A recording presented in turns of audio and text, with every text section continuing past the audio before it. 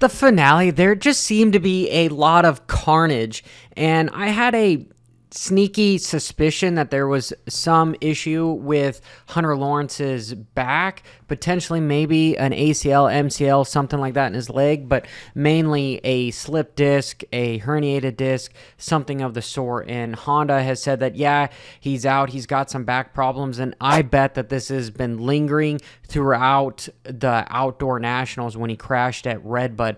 But let's go into what actually happened during qualifying here. Boom. And if you've got something that is bothering you and you keep just aggravating and hurting it, he probably shouldn't have been racing for the last 3 months, realistically, if he's trying to get ready for next year. But here, we'll back this up. And what I see is that front wheel has a midline rut where it's not really a rut that's been formed yet, and then the rear wheel ends up falling into a completely different line, which just gets him off kiltered. So here, let's watch that one more time. So there's the front wheel, there's the rear wheel getting caught somewhere else. Yes, they're scrubbing, but it's just one small mistake that can send you catapulting over the bars, and that happened time and time again at the finale. There's even a better look at it, which made me feel like maybe is there a hyperextension here? Yeah, and that is just, sometimes when you lift up a empty jug, you think water is going to be in it, but then there's nothing in that, and you just kind of throw it off. I'm assuming this is what happened with Jet, where he's thinking the bike is going to go in that direction, but nope, it is slipping out on him. And just easy enough. Boom. Wish him the best. I want to see him racing Tomac and everybody up front for Supercross, so hopefully he can get the attention he needs, and even the Motocross of Nations that's happening here real soon. I don't know how he's going to be prepared for that. Yeah, we all know that the quad was the jump that was the scariest on the track, and Tom Fial was out front. No whoops on a hybrid Motocross Supercross track, and he was getting stuff done. But he made a big mistake in relatively one of the easiest sections. And did you guys catch it? He almost killed himself. Almost killed himself. So here, he goes hop, the little roller double, then double, step on. But look, he lands in a wheelie, and that front end goes over the landing. And that is instantly going to drop that front end down to where it cases the off, and this is a steep landing, and somehow he turns it into a whoop and rides out of that sucker. How did he not die? Watch that in real time. Scariest thing I saw all night besides what happened in qualifying with some of the Futures riders, which was just insane. Mainly Parker Ross, which I hope he is doing okay, because a lot of the riders in the night show, they were doubling, then having a good inertia with being able to preload to triple on off, and Ross looks like he was just whooping out those first two, lifting his front wheel up, smacking into the third lip, and not getting enough drive, so that front end drops, and he ends up clipping the tabletop and freaking sends himself tumbling. There were so many block passes happening, and I believe it's just sheerly because of money. There was a lot of money on the line. We saw a lot of guys banging bars. RJ coming in on the inside of Deegan. It didn't matter what your name is, and even if you're winning the series, you can end up on the ground. You had Schwartz taking out Jordan Smith, who won the first moto, and then going in for Tom Vial, who was winning the first moto for the majority of it. It's just nuts how much close, good racing we received by having this much money on the line. It almost seemed like a dash for cash kind of a scenario. We even saw the pacifist Joe Shimoda come in and freaking try to not clean out Deegan, but actually make contact, which was something that we haven't seen all year long. And here, I'm going to back this up so you can see this inside single here, which is something that we're going to talk about right now. Have you ever heard that the best defense is a good offense? Well, that ideology starts with training and recovering, knowing what to do and what not to do. Coach Rob with Complete Racing Solutions has a membership platform that has 3 levels, whether you're a weekend warrior, a professional that does stuff full time, or you're just a fitness enthusiast. He's got a platform for you. He does live webinars, dedicated nutrition and hydration. He puts out new videos weekly. He gets partnership discounts. This stuff is invaluable.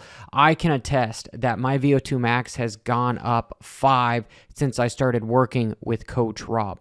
Make sure you head over to his website, go to his memberships, and join now for a small monthly fee. We have this starter whoop bump before a rhythm section where you see Jet here going to scrub and then stands up over it. So in case that sucker kicks him a little bit, he is able to make adjustments because there's a gap between his ass and that seat. But we even saw that take him for a loophole later on in Moto 2 where he's standing up and boom, it almost sends him over again, just like Barcia. This has been the cause of all these incidents. It wasn't, hey, a little bit of wheel spin. Yes, I'm sure there's less traction here, but having a starter bump that's really for a whoop section right before rhythm section, I don't want to see it on the tracks anymore because it just sets these guys up for a catastrophic mistake. Because it takes out their forward drive. Just takes out their forward drive. Okay, we'll watch Barcia now. And that's what happened to him, is he's coming in here. And he's going to try to kind of scrub and then seat bounce that sucker.